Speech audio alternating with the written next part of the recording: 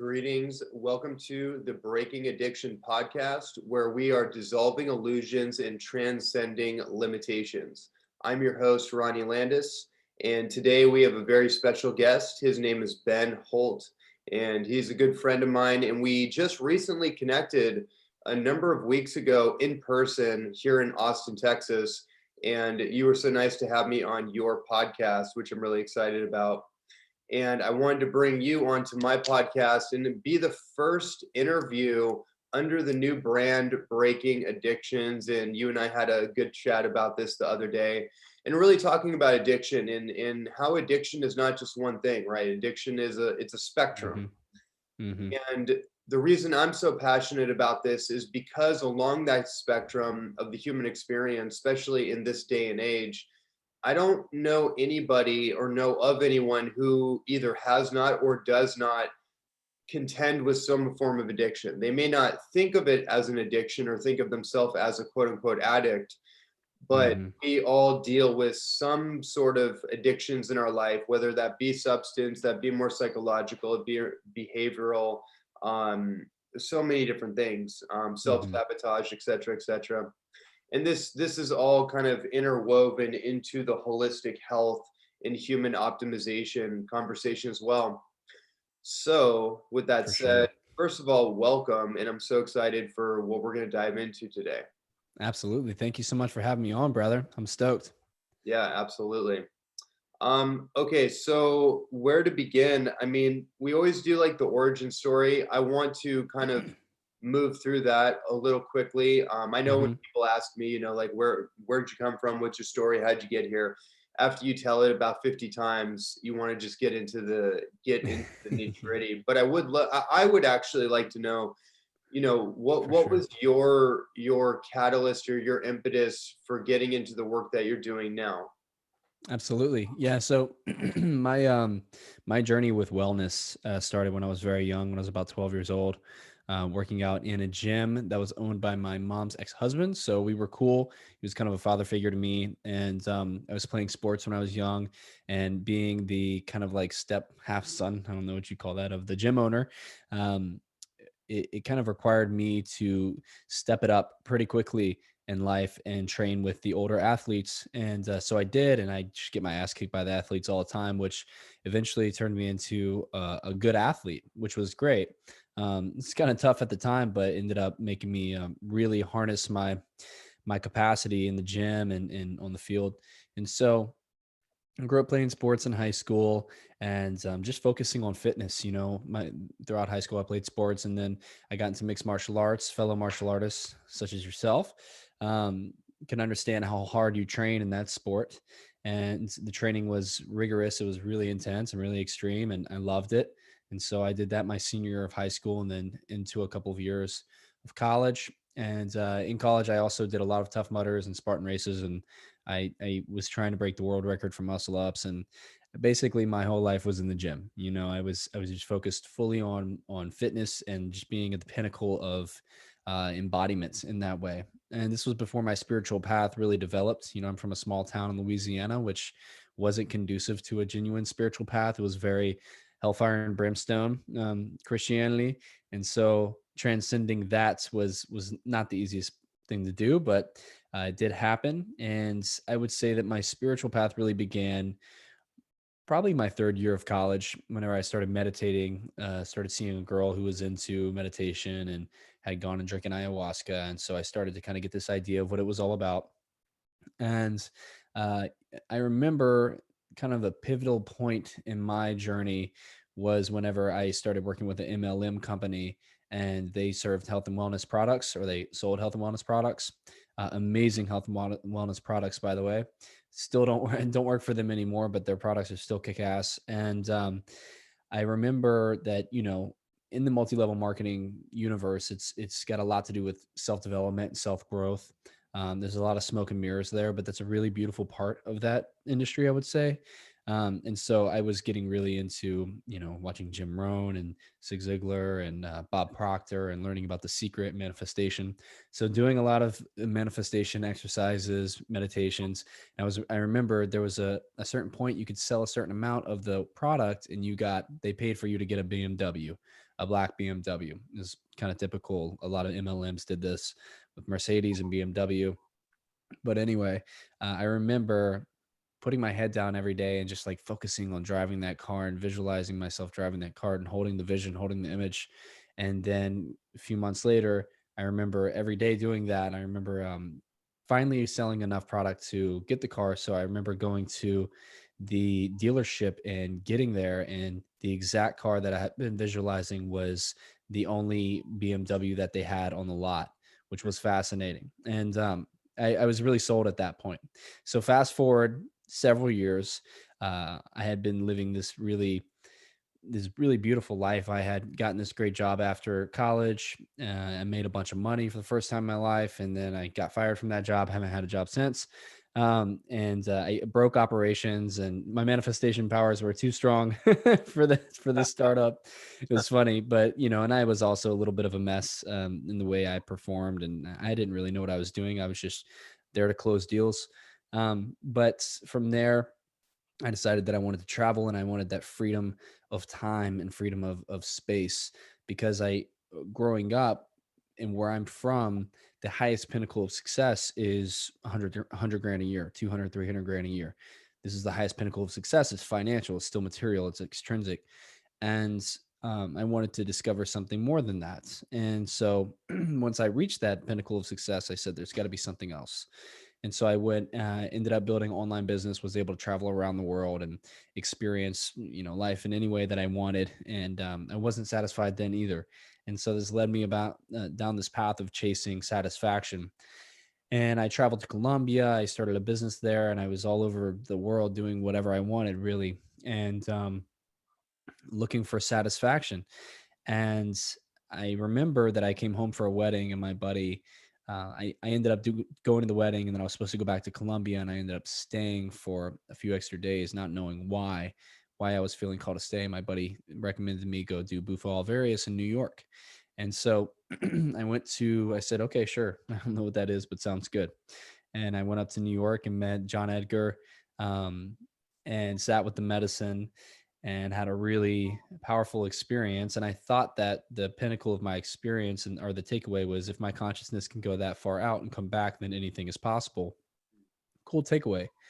And 5 days later, I'm meditating, relaxing, integrating before we knew what integration was in Lake Austin, funny enough, in Austin, Texas, and my friend's lake house. And I had this really extreme awakening experience where I felt a jolt of lightning through my body and had like almost 360-degree vision and super hearing, super auditory experiences, and just a ridiculous sensory experience of feeling connected to everything in the universe and ecstasy through my body and being in complete stillness for hours and hours and hours, and had a feather and a banana with me. It's all I had. And I became the feather and the banana in a very experiential way. And I was having an awakening and experiencing non duality. And so I had no idea what that was. So I was freaking out and told my friend, this crazy thing is happening to me. I don't know what this means. Um, he said, maybe you should go back and hang out with the guy that gave you the toad venom. And I was like, I guess I should, huh? I didn't really have anything else to do. At that point, Colombia was kind of out of the picture, and my life had completely changed.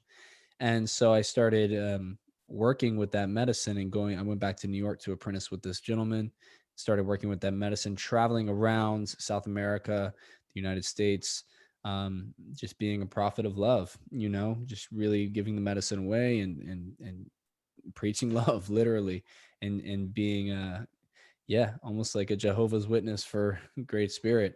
And wasn't worried about money. I was losing money quickly. It was just kind of like I was a monk at that point. And I remember reining it all in, like, okay, I gotta like take a step back and focus on what are my intentions, what do I need to do with this new way of being that I just discovered, that just dawned on me and was handed to me. And so I ended up seeing a big gap in the shamanic community, and I went to Asia for about a year. This was around 2018, and basically stayed there and with the intention of studying breathwork, yoga, meditation, sound healing, and just really other modalities, and working with different teachers to kind of bring together a container for these different medicines, plant medicines, to sit within. And so this led me to working with some awesome people over there, and then coming back to the United States eventually about a year later. And since then, we've been holding retreats with these different modalities and plant medicine, some without plant medicine, and working in that with these really powerful containers with some really powerful preparation, initiation, integration protocols with some amazing facilitators and teachers. And we do this primarily in Sedona.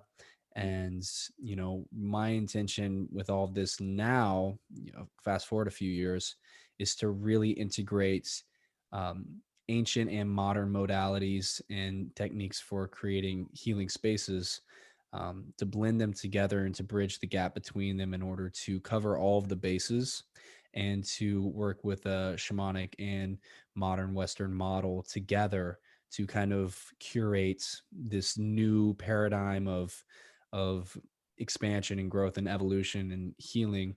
And this includes trauma informed care, NLP, hypnotherapy, soul retrieval, everything, plant medicine, everything kind of mashed together. And the toolbox is great because you have so many different options and opportunities to help someone. And that's been the intention the whole time, and for the past few years, and it's what we're doing now, and it's been beautiful. So in a nutshell, that's it. That's amazing. I love Thank all you. that. And by the way, for everyone listening, when he says Bufo alvarius, he's talking about 5-MeO DMT, Hmm. and which we could unpack that pretty deeply as well. For sure.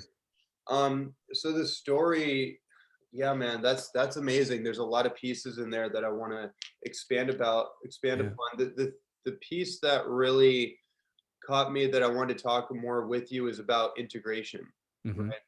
And especially you mentioned the shamanic communities. A lot of people that listen to this may or may not even know what shamanic communities are, or they may have an idea of it, but they haven't entered into that realm. So it's going to be a spectrum Hmm. of people that are listening to this. Maybe we can explain a little bit more about shamanism and its role in healing, Hmm. and kind of this idea of ancient, old, brand new.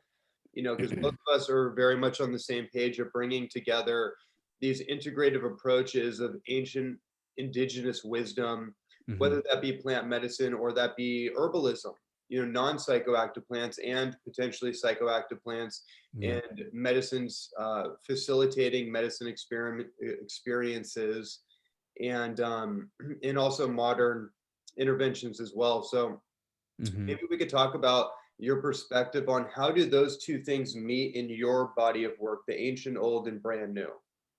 Yeah, well, I guess I should say the plant medicine community, right? Okay. Because a shaman would be, like a Northern European old guy in the woods, playing a Jew's harp and picking mushrooms. So, but shaman is a common term these days, is a hot term for someone who serves and facilitates an entheogen or a plant medicine. So, a psychedelic, a naturally occurring psychedelic. So, really, what I saw was a gap in the psychedelic community, where people were coming together in large groups and basically having their experience, and the experience can be very fragmenting, it can be very disorienting. Your ego completely dissolves, you experience death, a form of a death, and then the facilitators on to the next person. You have a space holder that's kind of there with you, hanging out, sort of, but there's no integration whatsoever. And this is what I saw for a couple of years, which led me to creating an integration document when I hardly even knew what I was talking about. And now 8,000 people worldwide have used that integration document for 5-MeO.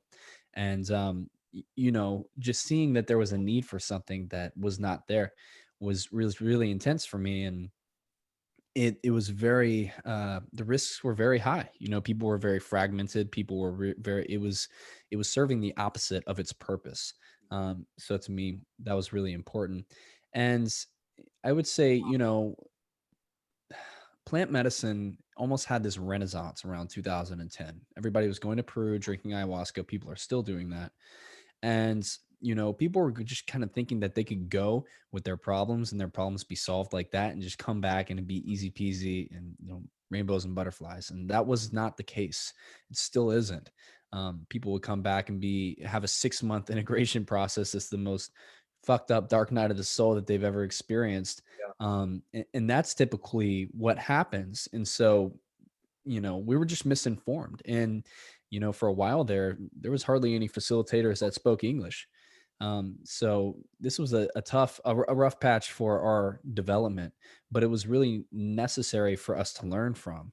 And so now we've kind of gone from this like rebirthing because of the plant medicine. Plant medicine offered like us as a collective to kind of rebirth. And now we're in our adolescence. We're standing up. We're starting to grab things and have conversation and socialize and build social relationships.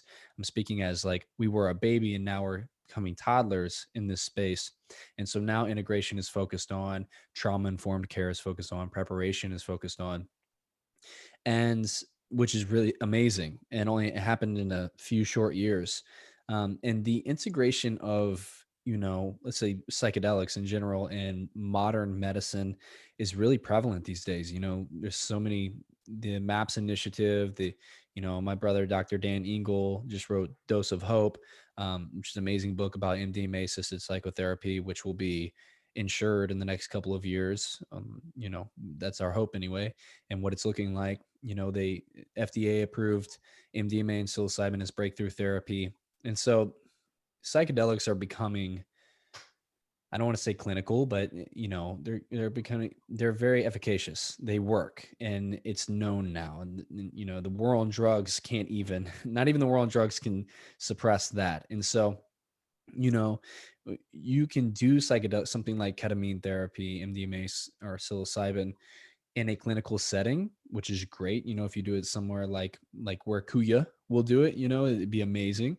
But also doing it in the Amazon and drinking ayahuasca and hearing the Icaros and being in the Maloka is such a beautiful experience as well, and really has its place. And so I think it's just the integration of a, therapeutic care, trauma informed care, with the preparation, the integration, understanding why someone's experiencing something, and how to help them to resolve it. So, this is where psychotherapists are going to be really crucial for working with MDMA. You pretty much can't do MDMA assisted psychotherapy training unless you're a psychotherapist. So, it is beautiful because psychotherapists are now going to be able to have this incredible tool, not just EMDR and CBT and talk therapy. They're going to be able to give you psilocybin and for you to actually experience your totality, and then help you whenever you're in this space of total receptivity and total openness to help you really resolve these things where your subconscious is just open like a sponge ready to receive or eject, right? And that integration is really what I'm kind of where I'm leading, where my path is taking me, I should say, and where I'm working on focusing, connect and evolve, ascend, my partner and I's project, where I'm focusing our efforts and our energy. But I say that, and then also I have to say, my work with Bufo alvarius, 5-MeO DMT, I probably worked with close to 1,000 facilitations with that medicine, and seen more than that. And it made me desire and feel called to building a protocol or an experience that simulates that experience without the need of natural resources, right? Because at the end of the day, we don't want to be taking venom from the toads. We want to just leave the toads alone totally. Even synthesizing 5-MeO DMT, sure, but I notice a big difference in the experience. Everybody has their own opinion about that. And ayahuasca is starting to become, there's less and less of it in the jungles, and that's not good. So we just need to be cautious and careful about how we use up the earth's resources, and that's pretty obvious. And you would think that that's very obvious, but it's something that we oftentimes forget. And really, this has led me to focusing my energy on really deep breathwork experiences, hypnotherapy, sound, and utilizing the power of sound, breath, and these other modalities to do everything as powerfully as the plant medicine. Now, will that ever happen? Who knows? But I feel like we're getting pretty close. Yeah, that's beautiful, and that's a great overview and explanation. Um, I'd actually like to talk about 5-MeO just a little bit more Yeah. for everybody. I've had a number of experiences. I've done the synthetic, as you mentioned, and then I've also had the real kind of the authentic experience. Organic. That was my first, yeah, the organic first time in Kauai, 2017 or 18, something like that. And Nice. it was a profound experience. It lasted about 20 minutes, and I did 2 rounds of it. And I didn't really know what to expect. I had many other experiences before ayahuasca ceremony, a few years before that, which completely was profound and transformative and indescribable on all levels. Just absolutely Hmm. incredible experience. I had a Yeah. number of psilocybin experiences, which were incredibly powerful and also unexpectedly like traumatic, not in the sense that it traumatized me, but it triggered subconscious traumas within me that I was not ready for and I wasn't even Right. really trying to go into. But it just kind of tripwired those things, and that kind of was an experience to cause me to kind of back away from that a little bit until I Hmm. had a better understanding of those mechanisms and how to use those medicines. Hmm. I've had a lot of over the years. I've had a lot of different experiences with psychedelics and entheogens, and so with 5-MeO, it's interesting. Everybody has a different experience. Some people have like the portal to God, to oneness, Hmm. to the unified field experience where you become everything and everything is Hmm. you, and there's no individuation. For me, it was very somatic. It was like a lot of energy was just pulsing through my nervous system Yeah. and moving up through my sacral, up into the heart and up and out. And it was just very, very somatic. So, um, Cool. yeah, I'd love to just kind of drop in a little bit deeper on that and anything else that you want to share. But you said that you've had up to 1,000 facilitations. Does that mean that you've been involved in that like as a facilitator? Yeah, roughly about 1,000 experiences facilitated. Okay. You've personally done it up to 1,000 times. Yes. Wow. Okay. Yeah. For others. Oh, I God. haven't sat. I have not Okay. sat. No, you Yes, wouldn't be that talking to that the same sounds person. that sounds beyond intense. Sometimes it feels like 1,000 all at once, right? But roughly 1,000. I kind of lost count, to be honest, like several hundred ago. But working in Mexico, we would do these really large groups, and 60, 70 people, at least 4 or 5 or 6 of those, and then I've been doing it pretty. And the crazy thing is that I never, some people put it on Instagram. Hey, toad ceremony this weekend, come join us. I get pretty turned off by that. I get pretty bad taste in my mouth with that one, but it's often people who just started. And yeah, I mean, now I know how the people that have been serving for many years felt whenever somebody like me would say something silly, you know. Um, but yeah, so quite a few facilitations, and so all of them were very, you know, very safe, and I rigorously intake anybody who wants to do that medicine, and it's been beautiful, man. I've had, every single one of those experiences have been profoundly healing, and helps so many people to really align with their truth and their purpose. And you're talking about that somatic experience, and it's incredible to see the amount of energy that can be cultivated through inhaling vapor of a substance that's very close to other um, you know molecular makeup inside of us. It's very close to our biology. In fact, we create 5-MeO DMT in the body. And the craziest thing is the 5-MeO DMT is out of your system by the time you blow the smoke out. And so it's almost like this imaginary magic that who knows was left here by some really advanced civilization, and created in the earth, down in the womb of the earth where the toads hang out for 9 months out of the year. And it's really a mystery. It brings you to the great mystery of non-duality, and so it itself is a mystery. And I love Hamilton Morris. He's a brother who broke that mystery down, and found Albert Most. and discovered what, how it was discovered, and then, made enough 5-MeO DMT synthesized for the whole planet. So it's such a potent medicine, and it's not for everyone. It's really important to know this, with the plant medicine renaissance that took place, where people could have gone and done, um, you know, different types of somatic therapy or talk therapy or psychodynamic therapy or whatever kind of therapy they need. That's more of a scalpel, right? If we do hypnotherapy, even if we do breath work, that's a scalpel. That's a introductory to the, therapy, and it's a way to really um embody what it is you're working on. Whenever you do 5-MeO, it's like a hand grenade, it's like a nuclear bomb goes off, and then you're kind of just left to pick up the pieces and place them back together. Right. And the cool, the thing that's therapeutic about it is like when the bomb goes off, everything is out there, right? Like it can discharge and resolve trauma instantly, which is fascinating, but at the same time can lead to experiences being careless, and which can be really fragmenting and dis debilitating, basically, Do you really bad for you. do you find that phenomenon happen quite a lot with the 5-MeO? Because I know, like NNDMT, like the DMT vape pens, which teach their own. I'm more preferential to the plants themselves because it has Yeah. the innate intelligence in Yeah. the spirit molecule, if you will, of the plant itself. So that's always my go-to.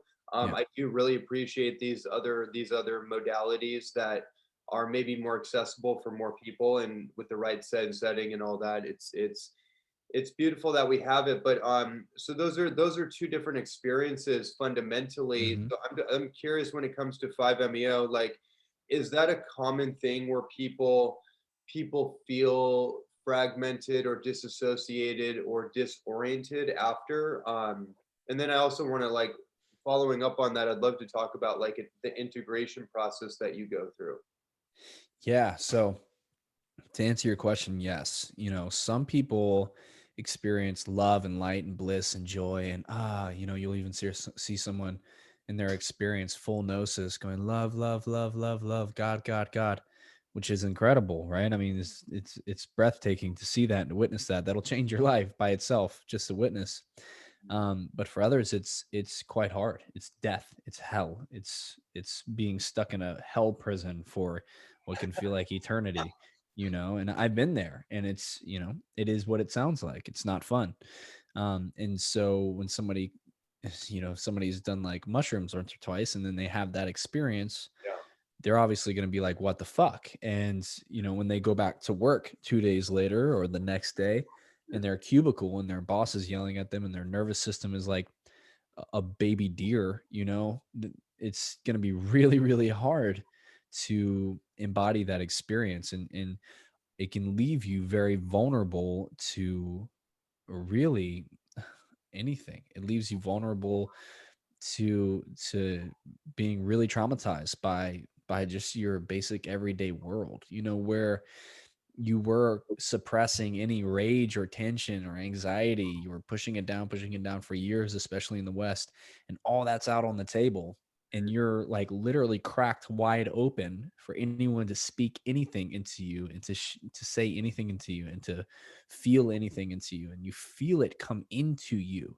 It's a very vulnerable place, and so if people don't integrate that experience properly, it's worse for them than it is good for them. Yeah, okay. So thank you for sharing that because that's a very real thing, and I've experienced some of those. I've had some of those experiences myself, and they Mm, can be very disorienting. And without the proper integration, practice protocols, advisements, it's very hard to translate that back into the real world. And your nervous system is now in a much more sensitive state than it was before. So for sure. okay, so first of all, when people hear that, they may be wondering, like, okay, well, I don't know if I really want to roll the dice here. Right. I don't know if I really want to roll the dice and either have a profoundly beautiful experience or have an immensely difficult and challenging experience. For sure. So in that vein, like, why would somebody want to even go through that? Yeah, you have to be called to it, you know. Mm, The thing with the 5-MeO DMT and why it's here and why now and why it's so prevalent is because we are shifting, as you know, into an entire new paradigm of what it means to be a human being. Like we are evolving at the most rapid pace, maybe in written history. And it's kind of the chain breaker. I find the 5-MeO DMT is the rebirther, as is ayahuasca, as is 5 grams of mushrooms in the dark. It's just one of those examples. An ayahuasca ceremony is different than a Bufo ceremony. They're just different. The circles are different. The experience is different. It's different than a mushroom ceremony. And so when used in a ceremonial way with the right facilitator who knows what they're doing, right setting, it's going to be really beautiful. And that if that facilitator is, I say it's going to be really beautiful. It's going to ultimately lead to beauty, and for many, it's going to be a really beautiful experience because a lot of it is how relaxes your nervous system, how receptive are you to new experiences, how open is your mind, right? Because your heart's going to get opened but your mind needs to be open. It doesn't matter if your heart's open or not, because that's going to happen. Same thing with happens with MDMA therapy. When MDMA assisted psychotherapy, I should say, your heart's open. You don't have to try; it's just there. Um, and so, if you don't feel it viscerally in your body that this is something that you're called to, then don't do it, mm, plain and simple. And if you don't feel called, don't do it. I wouldn't roll the dice if I didn't feel it. It was definitely a huge part of my dharma and still continues to be. And that's interesting. At the end of the day, I'm like observing the fact that that's happening. I never assumed that whatsoever, ever in my entire life. People are like, you're really grounded to work with Bufal various. And the whole time I was working with it, I saw what happened whenever people would allow for themselves to get too caught up in that medicine. You're playing with multidimensionality whenever you're living in this dimension. And I knew that I never wanted to be severely ungrounded from my body and from the earth. Like I know that we have to go inward and connect to the earth to really be fully embodied and to, emanate wisdom and stoicism and you name it, all the good stuff and good characteristics of what it means to be human. And so I saw the opposite of that, the polarity of that. I saw a lot of fragmentation and people who stopped taking care of themselves because they didn't think that they had to, because they thought the body was pointless. And so my entire journey with that as a facilitator was focused on being in my body and making sure that before any ceremony, I'd make sure the participant knows that this is an experience mhm, and that you are the medicine. And this tool helps to kind of remove the gunk. It kind of polishes the diamond. If the diamond's covered in mud, just comes and washes it off, polishes it up, just so you can, even just for a moment, witness your infinite greatness and infinite potential. And that led people, and then helping them with breathing exercises before, precursor supplementation, in nature, being in nature before, during, and afterward, extremely helpful and just really helps somebody to be prepared for the experience. Really, at the end of the day, it comes to preparation and integration. If that happens and the right set and setting is there and the dosage is correct, it's really hard to go wrong. Really hard to go wrong unless there was some type of biomedical contraindication that was not written down, in the intake form. It's very hard to go wrong. So it just depends. You got to be really careful with who you do your medicine with and where. But when it comes to integration, being in nature is the key. mhm, The vibration, you'll learn that in that space of the vibration of nature is perfect. We don't get out into nature enough. At least I know I don't these days. Being in Louisiana, I'm sure you being in Austin, it's like we're kind of on our grind in front of the computer a lot. And when I live out in Sedona, and same with you, I'm sure, out in Colorado and Utah, like I'm out every day, dude. I'm swimming in rivers, I'm climbing mountains half naked, like and that's important. And every time I'm there, and especially after the medicine, the vibration's perfect. Even if an animal kills another animal, the vibration is perfect. Everything there is perfect. It's the prefrontal cortex. It's the thinking mind. It's the human, uh, the human characteristics, the human aspect. I don't know what to call this, but the humanity that kind of changes the vibration and shifts it into different wavelengths. With our EMFs and our Bluetooth and our electronics and technology.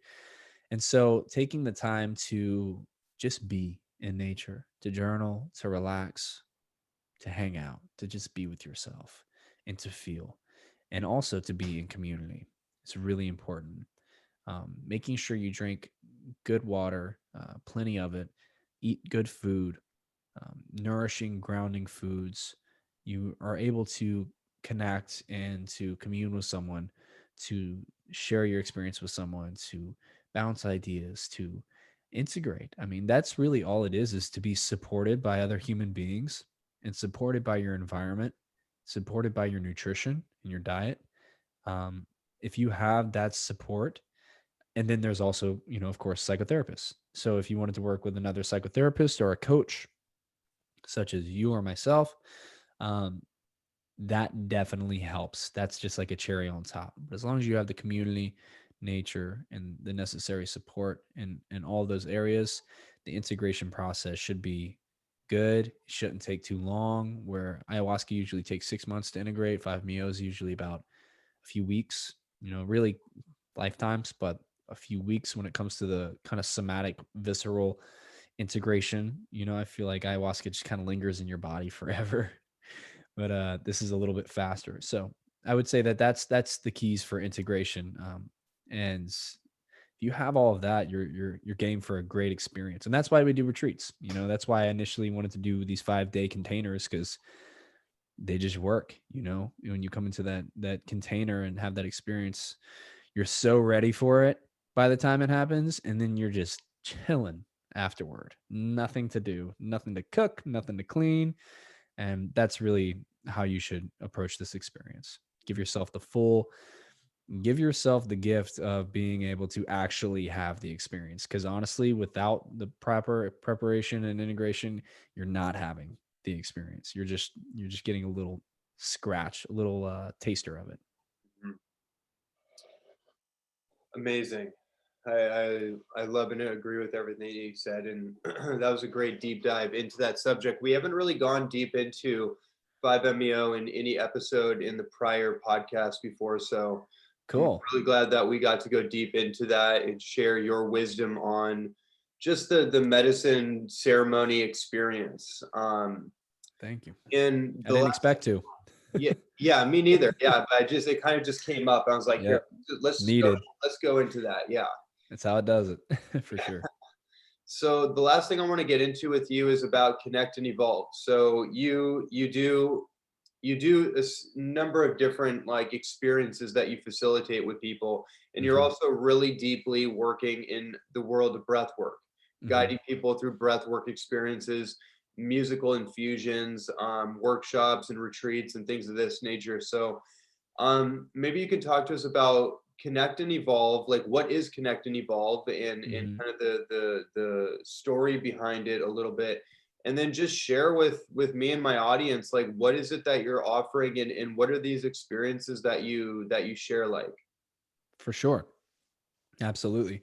So Connect and Evolve is the name of that was born, the name of the project that was born, I should say, once, I kind of did the traveling through Mexico, serving a lot of people. And I wanted to create, something like a culture, a movement, something that was really in service. And also, I needed a website URL. I knew that I wanted to do this with my life. This is something I wanted to do, and website URL and an Instagram name. And I knew I had to create a name. And so ultimately, Connect and Evolve is what came from that. Because and this leads to connecting with that true part of ourselves that I witnessed so many people connect with, and then evolving into our higher expression. I used to say our highest expression, but it's an expression that we're constantly working toward, and we never get to that highest expression. So um our higher expression more and more.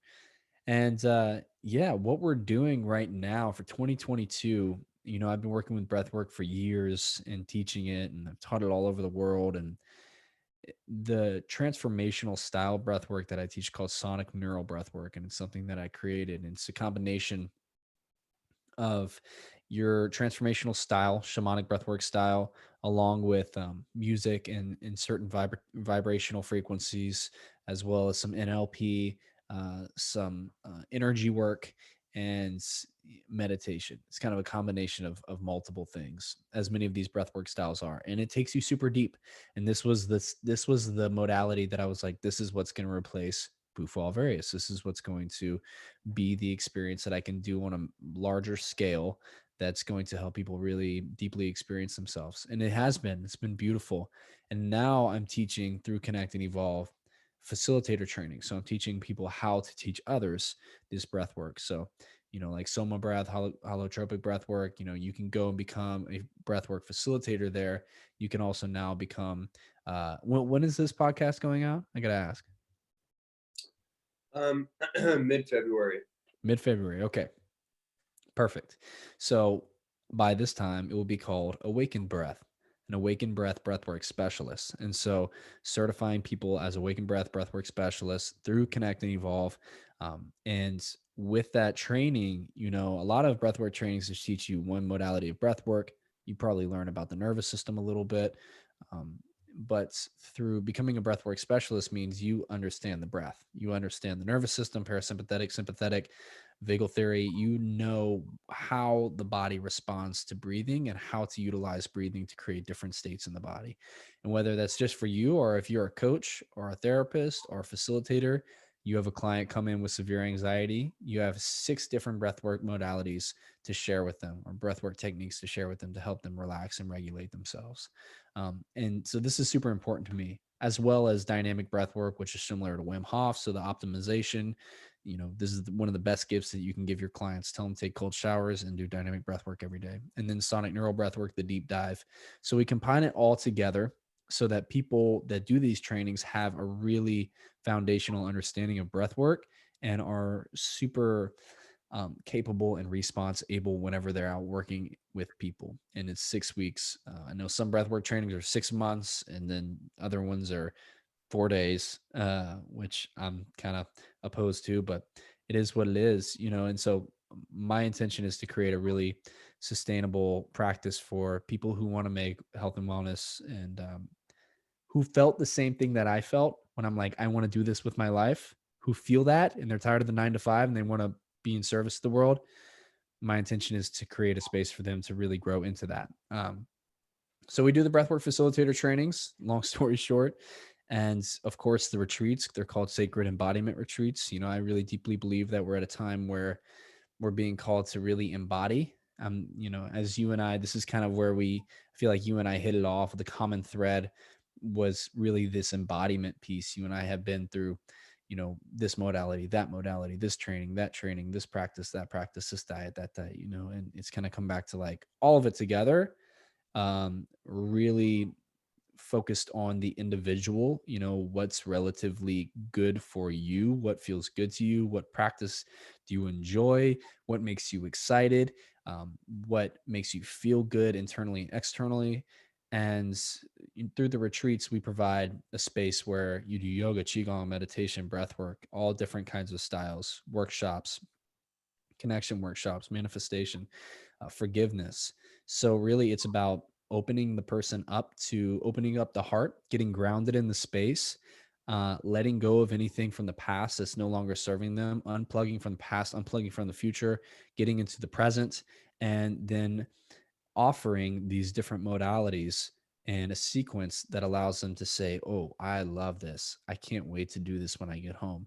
Oh, this experience changed my life. I can't wait to potentially share this with others and do a breathwork training, right? So the retreats are really ultimately set up for, they're starting to be tailored more toward facilitators, but now they're open to people that want to come to Sedona and chill, right? And just hang out in the Red Rocks and hang out in nature. Great, come on. And that person that wants to devote the rest of their life to being in service in the way of being a wellness facilitator. And then also the other person with severe PTSD who's looking to heal from their PTSD. So I try to cover all the bases. My team and I try to cover all the bases so that everything is covered and people have the experience that's necessary for them, and then we do our best to meet them where they are with plenty of prep and integration practices. And so the retreats, the trainings, and then people can work with me one on one. I do all kinds of different modalities. I facilitate a lot of modalities, and it's great to learn a lot of modalities. I find so that for you, visualization might be really challenging. Well, great, no worries. We'll just do hypnotherapy because you don't have to visualize anything. But somebody who can visualize, then we can take that down a whole rabbit hole of what are you choosing to create in your life. Mhm. Okay, if you're choosing to create that, why don't your actions reflect that? Well, your actions don't reflect that because that experience from your past has been lingering around in your consciousness, your subconscious, that's told you that you're not worthy of this. And so getting down to the bottom of what's really happening, the root cause, pulling it up from the roots and planting a new seed, watering that seed, giving it proper sunlight, proper nourishment for it to grow. And this is ultimately what this is boiling down to, is a really integrated, holistic, well-rounded approach to preventative health and all around wellness. And Mm. that's what we do at Connect and Evolve. And so, yeah, be happy to. And we have simple stuff like 21-day Breathwork Academy, where you can learn about breath work for like $100. I think actually for everybody listening to this, it's usually 200, but I usually do this for podcasts. Definitely want to do it for you and your audience, Ronnie. We'll do half off for everyone who wants to do the 21-day Breathwork Academy. It's 30 videos of information on your nervous system, breath work, some tips and tricks on like mouth taping and cold showers. So that I'm happy to offer that. And yeah, Amazing. And how yeah, do brother. people, is there a coupon or something they can use? Yeah. So basically, if you want to do show notes, I'll just share the proper link with you. Okay, perfect. Um, Cool. Amazing. That's incredible. I love the integrative modalities. And especially when people are dealing with addiction, and mind you, like everybody that has a health issue, there's an addiction tied to it. There's a reason that Right. your health is out of balance, right? Right. So we have to be able to reverse engineer and trace back to the source point. But just let's just say people that are consciously working through an addiction of some sort, Hmm. you have to have really a blueprint. You have to have a lifestyle like revamp, right? Hmm. And what I like about everything that you shared, and it's a lot of what I infuse into my work and my programs as well, Hmm. is multi spectrum like approaches, diet, nutrition, fundamental, cleansing and detoxing protocols fundamental, having breath work, meditation, some sort of stillness, nervous system regulating practices, Yeah. fundamental. And then you can start to go into like exploring areas like plant medicines and ceremonies and things of that nature. But if you don't have a foundation for your life Right. that can help anchor you and ground you and help to teach you about regulating your autonomic nervous system, then going off into these other dimensions can Right. be really powerful anyways. But you're going to have to go back home and you're going to have to ground in those experiences. You're going to have to integrate them. So if you already have a blueprint or a foundation for your lifestyle, it's going to be a lot easier to For return sure. back and translate those experiences back into an embodied state, which Yeah. is key. And most people have no idea what that means. A lot of people are not living in their truth and purpose. And that's why they end up coming to a retreat, right? And so just know that like the journey, as formidable as it is very necessary. And people, it's good to know that transformation can happen really quickly and life can change extremely quickly. And this is all leading to us really breaking the addiction to right self-harm and unworthiness and the paradigm of the past where we've been conditioned to not be enough, believe that we're not enough, and we're breaking past this. And because I believe and you believe that we are working toward a bold and beautiful world where humanity is co-creating and collaborating and connected, and that preventative healthcare is the primary healthcare and emergency medicine is there for emergencies, and that we all know how to self-regulate, we all know how to help ourselves and one another, and we all have the ability to offer something, to bring something to the table that's valuable, and to be seen and respected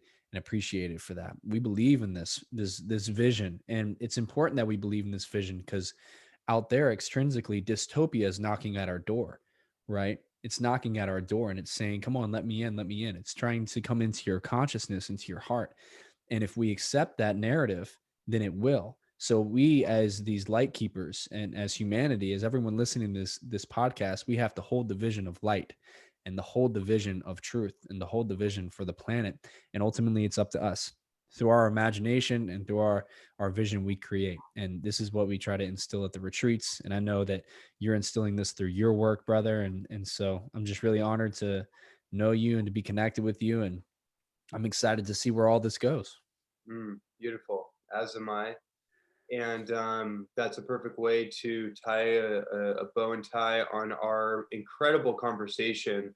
So where can people follow you and find you? For sure. So connectandevolve.com. It's all one word. And then connect and evolve on Instagram. We have retreats coming up, see, mid-February. We actually have, if people hear this in the last minute, want to come on a couples retreat, we have one February 19th through 23rd in Sedona. It's going to be amazing with my partner and I. So that's going to be so fun. And then I have a retreat that's got a few spots left, March 16th through 20th in Sedona. So if you're feeling called, I'd love to have you there. And then we have our next breathwork facilitator training starting April 15th. And that's a 6-week online training. So if anybody's interested in that, let me know you heard it on Ronnie's podcast. And I can't wait to hear from you and to connect with you and to talk shop, because if they're listening to your podcast, bro, then I know we probably have a few things in common. Absolutely. Well, I just want to thank you again for coming on. It was an absolute pleasure and honor, and to dive deeper into your work as well, to learn more about you and all the areas that you've dove in so deep into, and you have. And I'm just really impressed, and look forward to continuing our friendship and our alliance and all the collaborations that come from it. So thank you, Ben, for coming onto the show.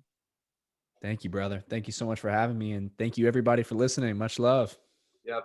Thank you, everyone. And this is another episode of the Breaking Addiction podcast with our guest, Ben Holt. And we will see you in the next episode. Peace out, everybody.